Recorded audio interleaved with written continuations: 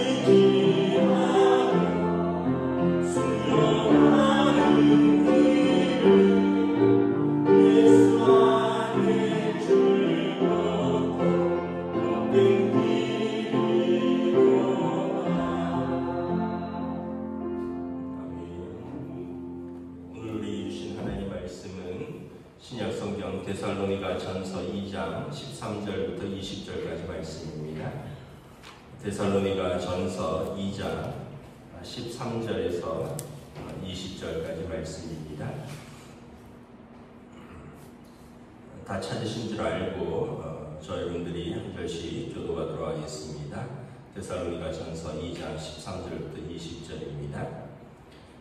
이러므로 우리가 하나님께 끊임없이 감사함은 너희가 우리 들은 바 하나님의 말씀을 받을 때에 사람의 말로 받지 아니하고 하나님의 말씀으로 받음이니 진실로 그러하도다. 이 말씀이 또한 너희 믿는 자 가운데서 역사하느니라. 내가 그리스도 예수 안에서 유대인은 하나님의 교회를 공부하는 것이다. 근데 유대인들에게 고난을 받은 것 같이 너희도 너희 동족에서 동일한 고난을 받았느니라. 유대인은 주 예수와 선지자들을 죽이고 우리를 쫓아내고 하나님을 기쁘시게 하지 아니하고 모든 사람에게 대적이 되어 우리가 이방인에게 말하여 구원받게 함을 그들이 금하여 자기들을 항상 채우음에 좋아하심이 끝까지 그들에게 임하느니라. 형제들아, 우리가 잠시 너희를 떠난 것은 얼굴이요 마음은 아니니 너희 얼굴 보기를 열정으로 더욱 힘썼노라. 그러나 바울은 한 번 두 번 너희에게 구하고자 했으나 사탄이 우리를 막았도다. 우리의 소망이나 기쁨이나 자랑의 면류관이 무엇이냐? 그가 강림하실 때 우리 주 예수 앞에 너희가 아니냐? 너희는 우리의 영광을 아멘. 할렐루야. 오늘도 또 우리에게 새날을 주셨습니다. 하나님께서 은혜와 평강으로 함께하여 주시기를 축복합니다. 데살로니가를 이제 어쩔 수 없이 떠나오면서 디모데를 남겼죠. 그리고 바울과 실라 일행은 이제 베레아로 옮기고 또 이제 이후에 아덴으로 갔는데 데살로니가에 이제 교회가 세워지고 성도들이 믿음 안에 든든히 서간다라는 이야기를 바울 사도가 디모데에게 전해 듣고 그들의 믿음을 격려하고 또 그들에게 감사하고 또 그들을 더욱더 하나님 앞에 견고히 세우고자 이 편지를 쓴 것입니다. 그래서 오늘 13절에 보면 이제 디모데에게 전해 들었는데 우리의 감사함은 무엇이냐? 너희가 하나님의 말씀을 들을 때 사람의 말씀으로 받지 아니하고 하나님의 말씀으로 받음을 감사한다. 여러분, 사도의 감사의 이유가 성도들이 하나님의 말씀을 하나님의 말씀으로 받음에 감사한다라는 것입니다.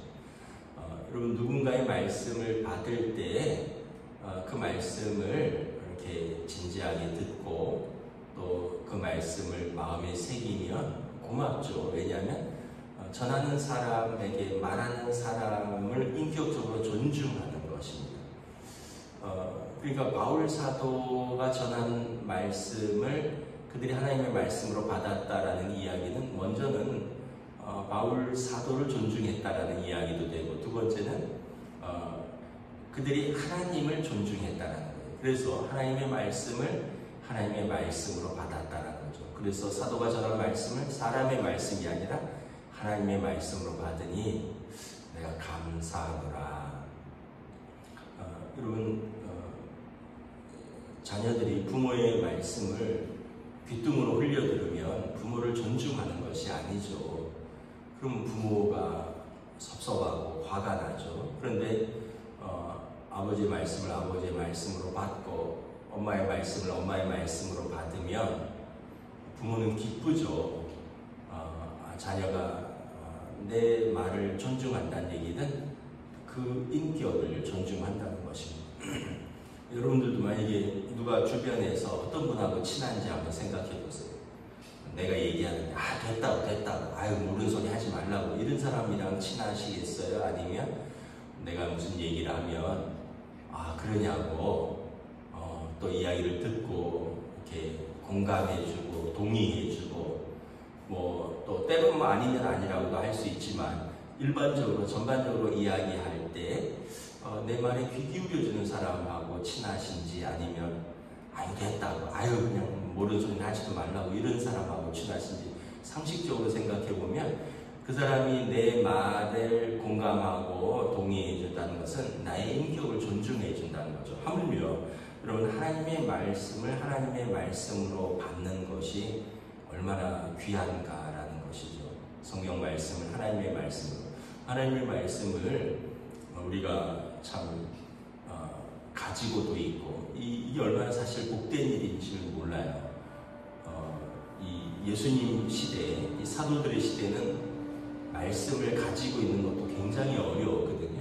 그런데 이 말씀을 이제는 인쇄가 돼서 다 한 집에 몇 권씩 가지고 있고, 또 마틴 루터의 종교개혁 이전에는 성경은 히브리어, 헬라어, 라틴어로밖에 쓰이지 않아서 자국어로 성경을 읽을 수 있는 사람이 없었습니다. 사제들 외에는.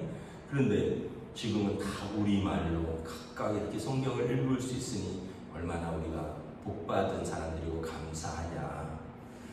그런데 그럼에도 불구하고 하나님의 말씀을 하나님의 말씀으로 받지 못하는 사람들도 있기 때문에 이런 이야기를 하는 것이죠. 데살로니가 교인들은 하나님의 말씀을 하나님의 말씀으로 받았다는 것. 왜 말씀을 받는 것이 중요하냐 하면 이 말씀이 너희 믿는 자 가운데서 역사하기 때문이라는 거예요. 하나님의 말씀은 우리 마음밭에 떨어지고, 그리고 우리의 믿음의 싹을 틔웁니다. 그리고 이 믿음의 싹이 우리의 구원의 열매를 맺기 때문에 그렇습니다. 우리가 말씀을 들음으로 믿음이 생기고요, 또 입으로 그 들었던 말씀을 우리가 마음으로 시인하고 또 입으로 동의하면 우리가 구원의 열매를 얻는다는 것이. 그래서 히브리서에 보면 하나님의 말씀은 살아있고 운동력이 있어 좌우의 날선 어떤 검보다도 예리하여 우리 영혼과 관절과 골수를 찔러 쪼개며 나누는, 그래서 우리 모든 것이 벌거벗은 것처럼 드러나게 하는 이 능력이 있는 말씀이라는 거죠. 그래서 이 말씀을, 하나님의 말씀을 잘 받으면 우리에게 유익이 된다는 거예요. 우리 안에서 믿는 자들 가운데서 이 말씀이 역사하기 때문이다라는 거예요. 근데 이제 이 믿음의 귀가 열리지 않으면, 믿음의 눈이 열리지 않으면 맨날 들어도 맨날 읽어도 맨날 써도 삶의 변화가 전혀 없다는 거죠. 이 말씀에 대하여 우리가 열려 있어야 된다는 거죠. 또 데살로니가 교인들에게 감사하는 이유가 뭐냐 하면 그들이 고난 속에서도 믿음을 지키기 때문이다라는 거예요. 14절에 보면 형제들아 너희가 그리스도 예수 안에 유대에 있는 하나님의 교회들을 본받은 자 되었으니, 예루살렘 교회를 말하는 것입니다. 예루살렘 교회를 이방인 교회들이 본받았는데 이유는 뭐냐 하면 우리 예루살렘 교회가 유대인들에게 고난을 받은 같이 너희도 너희 동족에게서 동일한 고난을 받았느니라. 데살로니가 교회는 사도행전 17장에 보면 바울과 실라 일행이 복음을 전할 때 아마 그들이 야손 형제 집에서 머물면서 복음을 전하는데, 이때 이 불량한 사람들이 무리를 지어 다니면서 바울과 실라 일행을 잡으러 다녔고요. 그리고 야손 형제 집에 침입을 해서 이제 천하에 이제 그 어지럽게 하던 사람들을 너희가 어디다 숨겼느냐. 그래서 이 사람들을 데리고 재판장에 끌고 가고 감옥에 가두고, 그러면서 이 가이사의 명을 거역하고 예수를 또 다른 주요 임금이라고 하는 이 사람들을 너희가 집에 받아들였다라는 거죠. 그래서 그 데살로니가에서 믿는 자들이 이 바울과 실라가 전한 복음 때문에 그들이 고난을 많이 당했습니다. 그래서 이 사람들이 이제 다시는 이제 바울과 실라를 맞아들이지 않겠다. 그러면서 이제 보석금을 내고 풀려날 정도로 이 핍박을 많이 당했다는 거죠. 그런데 이것은 이미 예루살렘 교회에서 예루살렘 교회의 성도들이 그 유대인들에 의해서 배척당하고, 15절에 보면 주 예수와 선지자들을 죽이고 우리를 쫓아내고 그들이 하나님을 기쁘시게 하지 아니하고 믿는 자들의 대적이 되고, 그리고 이방인들에게 이 구원받게 함을 금지하는 그래서 마치 복음이 자기들만의 전유물인 것처럼, 그리고 자기들만이 아는 복음, 율법과 할례 외에 다른 것을 전하면 다른 복음을 전한다 그러고 핍박하고, 그리고 또 예수를 주로 고백하는 것에 대해서 또 이 십자가에 달린 자는 저주받은 자인데 그가 어떻게 메시아가 될 수 있느냐. 그래서 사도들이 핍박을 받았고, 그래서 사도행전에 보면 이제 베드로, 요한이 감옥에 갇히기도 하잖아요. 그러면서 다시는 예수의 이름으로 말하지도 말고 예수를 전하지도 말라. 그러면서 놓아주는데 베드로가 뭐라 합니까? 우리가 사람의 말을 듣는 것이 더 옳으냐, 하나님의 말씀을 듣는 것이 더 옳으냐라고 담대히 말하면서 계속 복음을 전하고, 그러면 핍박과 고난 속에서도 이제 교회가 점점 흥왕해 가는 것을 볼 수가 있습니다. 근데 데살로니가 교회도 예루살렘 교회처럼 모범을 보이면서 고난 속에서도 믿음 안에 든든히 서 있다라는 것입니다. 여러분, 언제 믿음이 이렇게 드러날까요? 언제 여러분 하나님의 사랑이 드러날까요? 저는 이게 가정에서도 동일하다고 생각합니다. 여러분들이 가정에서든지 어떤 때 정말 가족의 가족됨이 드러나느냐? 어려울 때, 고난당할 때, 예를 들면 아내가 아플 때, 남편이 실직했을 때, 자녀들이 실패했을 때, 여러분 좋을 때 사랑하는 것은 다 하죠. 남편이 돈 잘 벌어오고 잘 나갈 때 남편 사랑하고 잘 대해주고, 아내가 건강하고 뒷바라지 잘할 때, 애들 열심히 잘 키울 때, 그럴 때 잘해주고 사랑하는 거, 자녀들이 공부도 잘하고 건강하고 취직도 쑥쑥하고 부모에게 때 되면 용돈도 주고, 이럴 때 이럴 때 사랑 못 하겠습니까? 그런데 여러분 아까도 말했듯이 남편이 실직해서 돈을 못 벌을 때, 그때 무시하지 않고 남편을 격려하고 더 잘 섬기는 게 사랑이죠. 아내가 아파서 병이 들어서 이제 아내가 해야 할 일들을 못할 때 남편이 이제는 아내의 밥을 차려주고 아내를 도와서 여러 가지 일들을 해야 되고, 이게 아내를 사랑하는 거죠. 또 부모님이 늙으셔서 힘이 없을 때, 이때 자녀들이 늙으신 부모님을 공경하고, 이게 여러분 부모를 사랑하는 거죠. 돈 잘 벌고 힘 있을 때는 공경하고, 아버지 어머니가 늙으시고 이제 경제력이 없어지면 무시하고, 이러면 안 되는 거죠.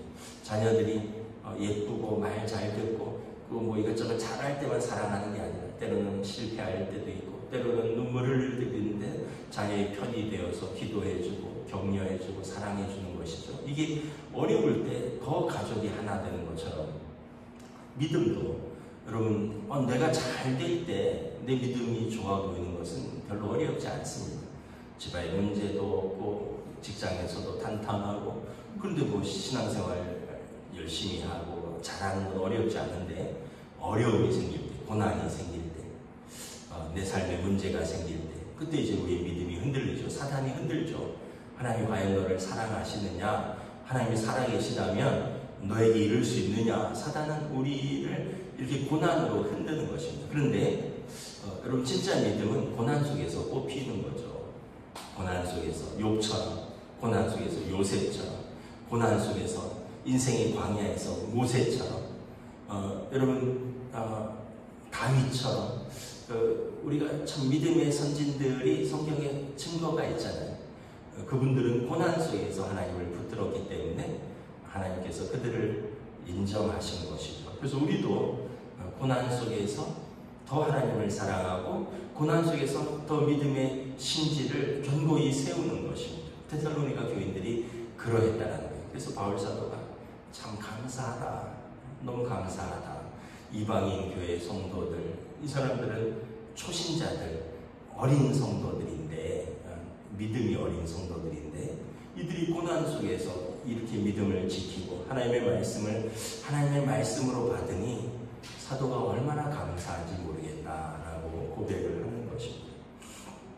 그래서 17절에 보면 형제들아 우리가 잠시 너희를 떠난 것은 얼굴이요 마음은 아니니 너희 얼굴 보기를 열정으로 더욱 힘썼느라.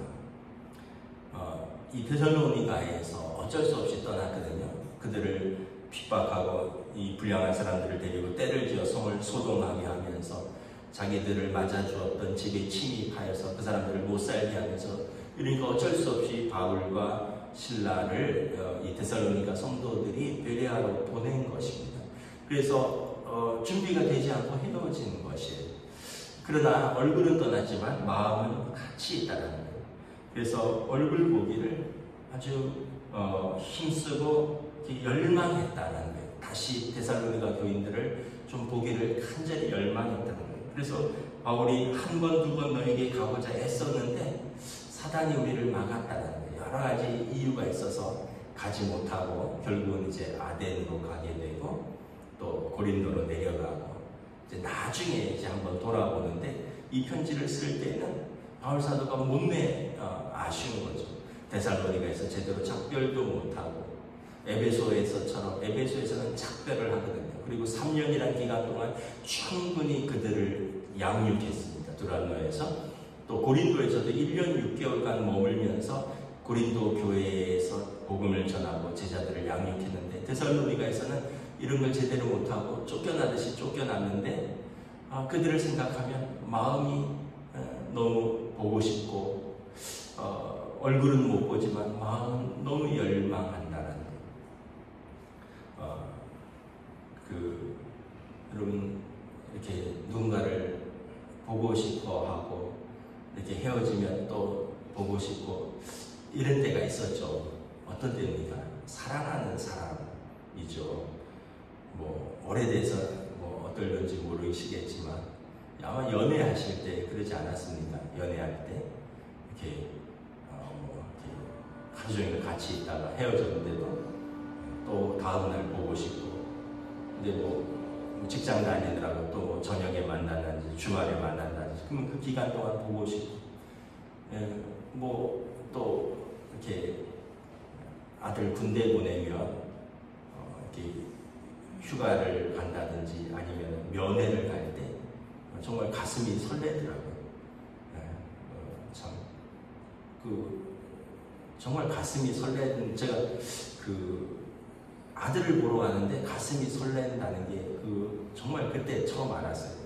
막연하게 그런가 보다 했는데, 내일 면회다. 그래서 영월까지 가야 되는데 온 식구들이 다 준비하는데 전날 잠을 못 자겠더라고요. 뭐 사실 훈련소 들어가고 한 6개월 만에 처음 보는 거였는데 가슴이 설레더라고요. 근데 바울 사도는 성도들을 생각하면 가슴이 설렌다는 거예요. 왜냐하면 19절에 우리의 소망이요 기쁨이요 자랑의 면류관이 주님 오실 때 여러분이기 때문에 그렇습니다. 바울 사도가 성도들을 자식처럼 사랑했다 그랬잖아요. 어제 말씀에 유모가 젖먹이를 양육하듯이 아버지가 자식을 사랑하듯이 그들을 격려하고 위로하고 교훈하기 때문에 바울 사도는 뭐 결혼을 안 하신 독신이기도 하지만 어쨌든 바울 사도는 그것뿐만 아니라 그 성도들이 그의 열매요, 그의 기쁨이요, 그의 자랑이요, 그의 소망이라는 것입니다. 그래서 우리 주님 오실 때 바울 사도는 그가 세웠던 성도들 한 사람 한 사람 온전히 세워지는 그 성도들이 바울 사도는 나의 열매입니다 라고 내놓을 수 있다는 것입니다. 그래서 바울 사도가 데살로니가 교회뿐만 아니라 이제 성경을 이렇게 보면 로마 감옥에 갇혀서 빌립보 교회를 향하여 쓴 편지라든가 고린도 교회를 위하여 쓴 편지라든가 다 이런 표현들이 있습니다. 여러분들은 나의 소망이요 자랑이요 면류관입니다.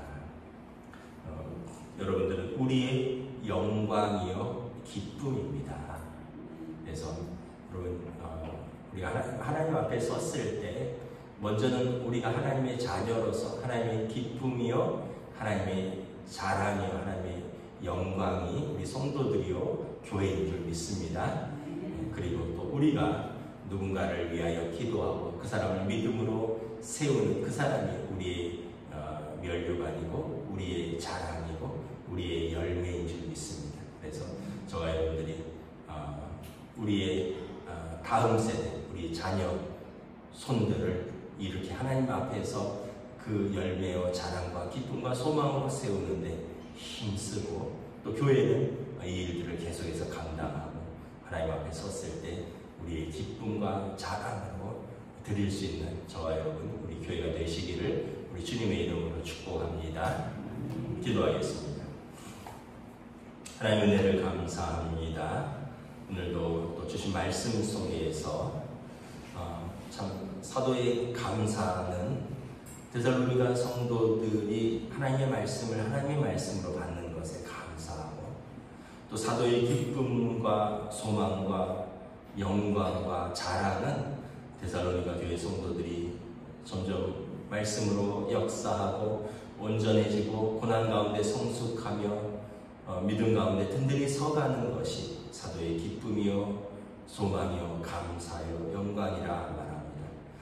이것은 그들을 사랑하기 때문이요, 그리고 하나님께서 주신 복음으로 한 영혼이 하나님께 돌아오기 때문임을 고백합니다. 오늘 우리의 삶에서 우리의 자랑은 무엇인가, 우리의 감사는 무엇인가, 그리고 우리가 주님 오실 때까지 감당해야 하는 우리의 소명은 무엇인가, 다시 한번 돌아보며 우리의 가정에서, 우리 교회에서 우리가 주신 사명을 온전히 감당할 수 있도록 성령님 인도하여 주시옵소서. 감사를 드리오며 우리 주 예수 그리스도 이름으로 기도드리옵나이다. 아멘. 하늘에 계신 우리 아버지의 이름을 거룩하게 하시며 아버지의 나라가 오게 하시며 아버지의 뜻이 하늘에서와 같이 땅에서도 이루어지게 하소서. 오늘 우리에게 일용할 양식을 주시고 우리가 우리에게 잘못한 사람을 용서하여 준 것 같이 우리 죄를 용서하여 주시고 우리를 시험에 빠지지 않게 하시고 악에서 도와소서. 나라와 권능